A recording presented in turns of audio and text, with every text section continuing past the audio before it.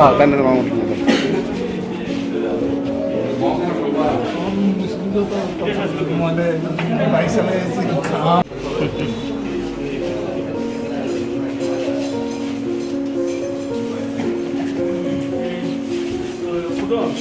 লক্ষণে যে আমরা বিভাগীয় সম্পাদক এটাই করো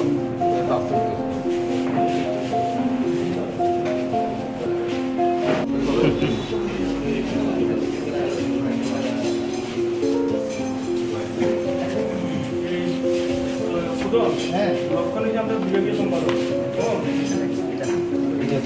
এটাই করো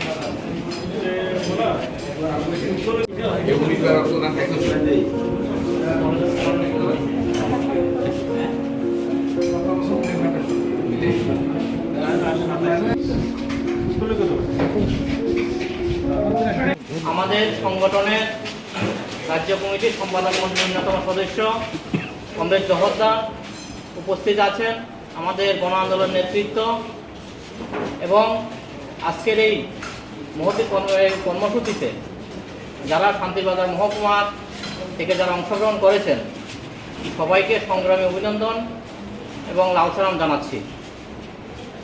কমরেড, আপনারা সবাই জানেন আগামী 12ই অক্টোবর একটি ঐতিহাসিক দিন। 1988 সালের 12ই অক্টোবর বীরচন্দ্র মাটিতে বামপন্থী আন্দোলনের ইতিহাসে একটা ঐতিহাসিক দিন আমরা বলতে পারি। সেই দিন ত্রিপুরা রাজ্যের যে কংগ্রেস জোট জমানা,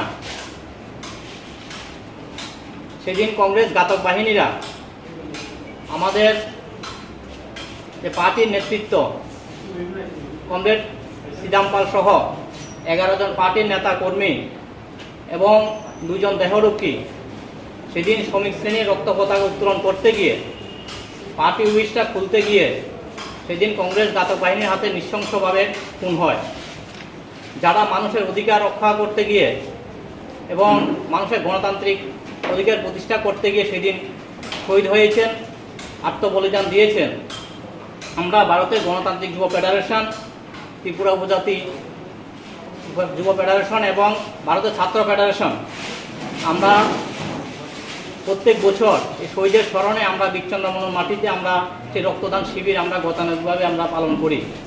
কিন্তু আপনারা জানেন গত 2018 সালে এ রাজ্যে বিজেপি সরকার প্রতিষ্ঠিত হওয়ার পর আমাদের সেই বীরচন্দ্র মাটিতে আমরা সেই শহীদান দিবস এবং যে আমাদের যে ধারাবাহিক রক্তদান শিবিরের কর্মসূচি আমরা পালন করতে পারছি না। আজকের এই বিজেপি সরকার যে স্বৈরাচারী নীতি এবং দমন পীড়ন যেভাবে কায়েম করছে সেদিকে আমরা আমাদের এই অঞ্চল এলাকার মধ্যে আমরা কর্মসূচি পালন করতে পারছি না। এরপরেও আমরা আমাদের শহীদের স্মরণে আমরা আমাদের সেই কর্মসূচি আমরা ধারাবাহিক রেখেছি। আজকে আমরা বিলোনিয়াতে আমাদের গণ আন্দোলনের জেলা অফিসে আমরা আজকে এই কর্মসূচি আমরা প্রতিপালন করতে যাচ্ছি।